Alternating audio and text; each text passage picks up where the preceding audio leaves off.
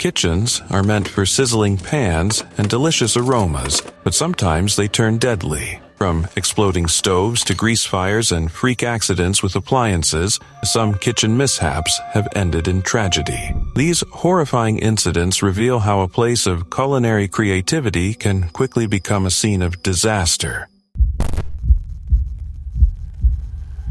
It was supposed to be another sunny, easygoing day in Playa del Carmen, the kind of place where vacationers sip margaritas under palm trees and forget the world exists beyond the sound of waves. But at the cool beach restaurant, that paradise vibe took a terrifying turn. Around midday, what started as an ordinary lunch service ended in chaos when a sudden blast ripped through the building. People dining just a few steps from the ocean were thrown off their chairs, the air filled with dust, smoke, and the unmistakable sound of shattering glass. The explosion wasn't just loud, it was powerful enough to blow apart the kitchen, crack walls, and collapse parts of the roof. Within seconds, the vibrant beachfront scene turned into one of confusion, screams, and running feet. Authorities later confirmed that the explosion had been caused by a gas leak, one that apparently went unnoticed until it was far too late. The restaurant's gas tank, quietly feeding the stoves where chefs prepared seafood and sizzling fajitas, became the source of tragedy. Investigators suspect a leak built up inside a confined area,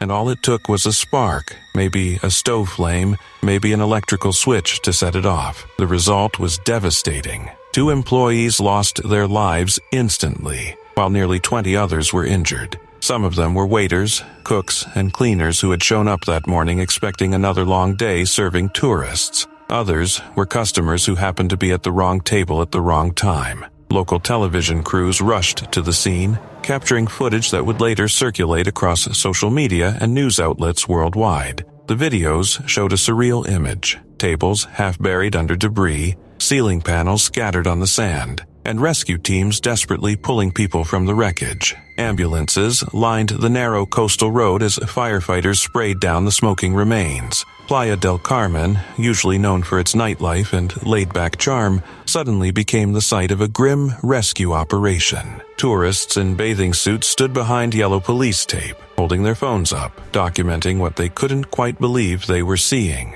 As reports poured in, the scale of the incident became clearer. 18 to 21 people were taken to nearby hospitals. Several suffered burns and fractures, but miraculously, many survived. Officials later stated that 2 of the victims were Mexican nationals working in the kitchen, individuals whose names briefly appeared in headlines before fading from the global conversation. Their deaths, though, hit home for locals who understood how dependent Playa del Carmen's economy is on service workers who keep the beachside businesses running. In the following days, city inspectors and engineers combed through the wreckage. They examined the gas systems, checked pressure valves, and tried to figure out how no one had detected the leak sooner. Rumors began swirling that safety checks had been overlooked, or that gas installations hadn't been properly maintained. Not an uncommon issue in tourist-heavy zones where restaurants run long hours and equipment takes a beating. Authorities promised a full investigation, and the event sparked wider discussions about gas safety regulations in Mexico's coastal resorts. Meanwhile, Playa del Carmen's residents struggled to reconcile the tragedy with their city's postcard image. The explosion became a reminder that even in paradise, accidents happen, sometimes with brutal consequences. For visitors, it was a moment of sobering reality amid the music and the ocean breeze. For locals, it was a painful lesson about vigilance, maintenance, and the invisible dangers of the everyday. Today, mention the restaurant explosion at Cool Beach, and people still remember the eerie images, the destroyed dining hall, the chaos, the flashing sirens against a backdrop of blue sky. The gas has long since dispersed, but the memory lingers. A silent caution that even in the most beautiful places on Earth, safety can never be taken for granted. In the quiet suburb of West Roxbury, Boston, the Tai Ho Mandarin and Cantonese restaurant was the kind of neighborhood spot people went to for comfort food and late dinners. But on August 29, 2007, that small kitchen became the scene of one of the city's most haunting fire tragedies. What began as an ordinary night in a family restaurant turned into a deadly inferno that would change how Boston looked at kitchen fire safety forever. It started with something deceptively simple grease. The restaurant's ventilation ducts were coated with years of oily residue, the kind of slow-building hazard that hides behind stainless steel and ceiling tiles. For months, maybe years, it had been collecting, waiting for the right spark. And that spark came late that night when heat from cooking ignited the grease inside the hood system. The fire crept quietly into the ductwork, slipping through concealed spaces, feeding on flammable residue, and finding pockets of oxygen. For over an hour, it smoldered out of sight, turning the restaurant into a ticking time bomb. When Boston Fire Department crews arrived, the fire looked manageable from the outside. Smoke was visible, but nothing screamed catastrophe. Firefighters Paul Cahill and Warren Payne were among the first to enter, seasoned veterans who had faced plenty of tough calls before. But what they didn't know was that the blaze wasn't in the kitchen, it was above it, hidden in a double ceiling where grease-lined ducts ran like fuel lines. The air was hot, visibility poor, and oxygen levels unstable. Then, in an instant, the fragile balance broke. The moment fresh air rushed into the ceiling void, the smoldering fire found its breath. In a flash, heat, flame, and pressure erupted in a violent backdraft. The explosion tore through the restaurant, blasting flames and smoke across the structure. Crews inside were thrown into confusion. Radios crackled with distress calls, and what had seemed like a routine fire turned into a desperate fight for survival. By the time the chaos subsided, 2 firefighters, Cahill and Payne, were gone. Both men died in the line of duty, victims of a hidden blaze and an avoidable buildup of grease and neglect. In the aftermath, investigators pieced together a grim story. The restaurant had been cited before for code violations involving its kitchen exhaust system. Records showed it had been cleaned just weeks earlier, but the company responsible had missed critical sections hidden behind ceilings and ducts. Essentially, the most dangerous parts, the ones that couldn't be easily seen, were left untouched. The fire's path was predictable, and the tragedy preventable. The incident shook Boston's fire service and the wider restaurant industry. The official NICE report detailed the chain of errors, the inadequate cleaning, missed inspections, concealed fire spaces, and communication lapses during the operation. But beyond the technical findings, it highlighted a painful truth. Even experienced firefighters can be caught off guard by hidden dangers and small oversights. In the years that followed, the Tai Ho fire became a powerful teaching case in fire academies and safety programs. It reinforced the importance of proper ventilation cleaning, regular inspections, and awareness of concealed fire spread. For the families of the fallen firefighters, the lessons came with unbearable cost. Today, the name Tai Ho stands not just for a restaurant, but for a reminder that a kitchen's grease, when neglected, can be deadlier than fire itself. The tragedy remains etched in Boston's memory as a story of loss, bravery, and the relentless need for vigilance in the places we least expect danger to hide.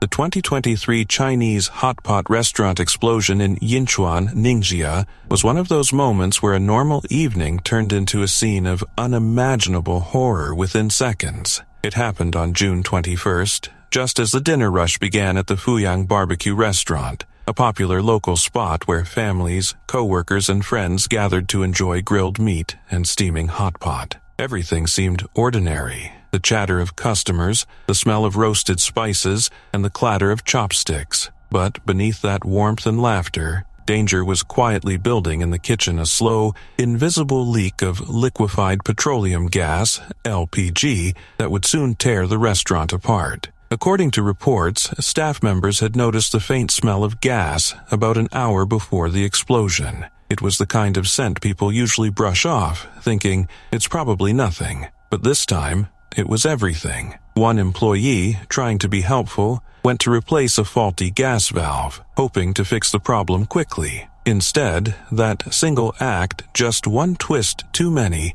unleashed a chain of events that would devastate an entire community. In an instant, the gas ignited, and a violent explosion ripped through the restaurant. blowing out walls, shattering windows, and lighting the evening sky in a terrifying orange bloom. The blast killed 31 people and injured 7 others, most of them diners who had been enjoying their meals moments before. The shockwave was so powerful it was felt blocks away, and nearby buildings were scorched by the heat. Rescue teams rushed to the scene, battling flames and chaos as they searched for survivors among the debris. The aftermath was a haunting sight. Tables overturned, dishes shattered, and the faint outlines of what had been a bustling dining hall now reduced to rubble. Videos shared online showed firefighters and paramedics working through the night, pulling bodies from the wreckage under the harsh glare of emergency lights. In the days that followed, the incident drew national attention. China's President Xi Jinping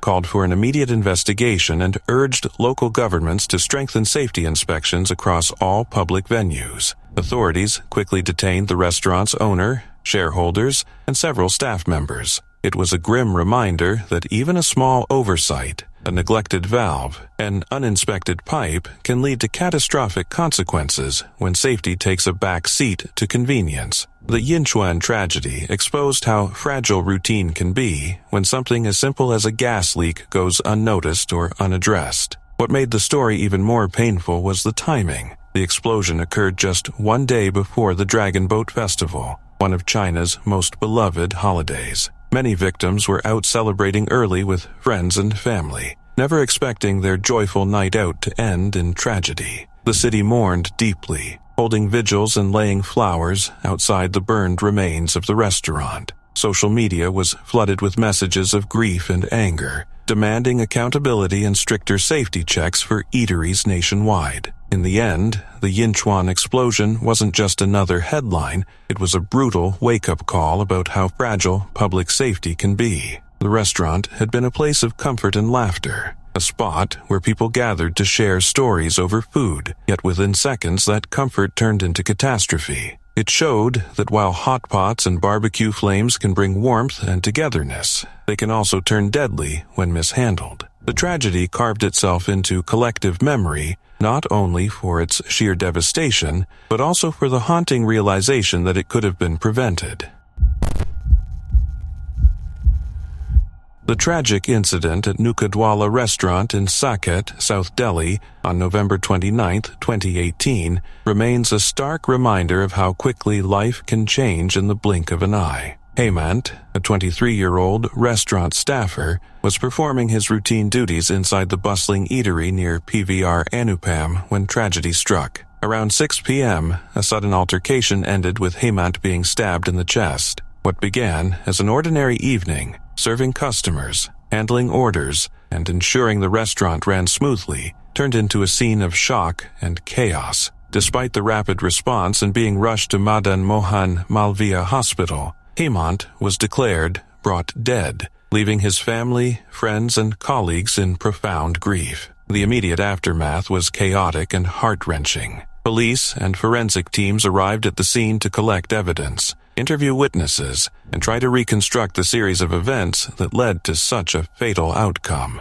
Early reports were conflicting, with some suggesting an accident or personal dispute, while Hemant's family suspected deliberate foul play. The possibility that someone from within the restaurant might have been involved only intensified the grief and confusion surrounding the incident. For Hemant's family, every unanswered question and unclear motive deepened the pain of an already devastating loss. The restaurant itself, usually a place of community and casual gatherings, became a site of tragedy. Staff members were left traumatized, customers shocked, and the entire neighborhood reminded of the fragility of life in unexpected circumstances. The presence of CCTV cameras in the area added a critical dimension to the investigation, as footage could potentially reveal the truth behind the fatal stabbing. Hemant's brother, Jugnu, voiced hope that the recordings would uncover what had truly happened, emphasizing the desperate need for justice and clarity. Meanwhile, authorities meticulously examined witness testimonies, staff relationships, and possible motives, striving to separate fact from speculation. The incident highlighted the broader, often overlooked issue of workplace safety and interpersonal tensions in high-pressure environments such as busy restaurants. Kitchens and service areas, though seemingly mundane, are often spaces where tempers can flare under stress, and conflicts, if not addressed, can escalate in dangerous ways. Hemant's death underscored the importance of conflict resolution, proper supervision, and vigilance in workplace environments to prevent personal disputes from spiraling into tragedy. As the investigation continued, the local community grappled with the loss of a young life in such sudden and violent circumstances. Hemant, described by colleagues as dedicated and hardworking, had dreams and ambitions abruptly cut short. His story became a sobering reminder that even routine days can carry unforeseen risks, and that safety, awareness, and compassion in workplaces are essential. The restaurant, once a hub of activity and laughter, now carries the weight of memory, grief, and unanswered questions. Hemant's death is more than a news headline. It is a human tragedy that reverberates beyond the confines of a single restaurant. It calls attention to the urgent need for security, empathy, and responsible behavior in everyday environments. While authorities worked to deliver justice, those who knew Hemant were left to mourn, reflect, and find ways to honor his memory. In the end, the story is a stark, somber reminder of life's unpredictability and the imperative to safeguard human dignity, even in the most ordinary settings.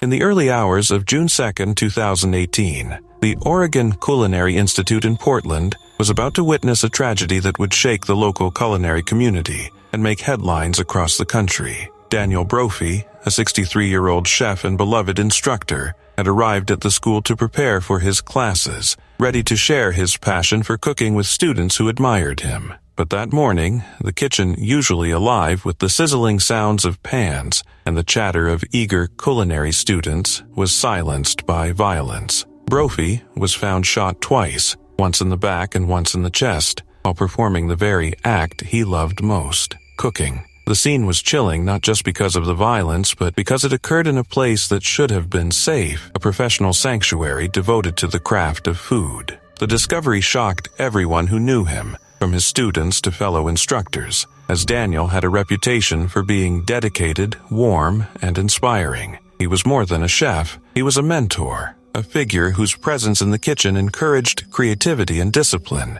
and whose absence left an immediate void that would only grow with time. The investigation quickly drew attention to an unexpected suspect, Daniel's wife, Nancy Crampton Brophy, a romance novelist whose writings often explored suspense and darker elements of human behavior. At first, the notion seemed almost surreal. How could someone so close to the victim, someone who had shared a life and a home with him, be implicated in such a horrific act? But as investigators pieced together the timeline, the story began to take shape. Surveillance footage placed her near the culinary school around the time of the murder, and further scrutiny revealed that she had purchased components for a Glock pistol, which matched the weapon used to kill Daniel. Beyond the immediate physical evidence, there were financial motives that investigators could not ignore. Nancy stood to gain from several life insurance policies totaling approximately $1.4 million, as well as inherit their home valued at $300,000.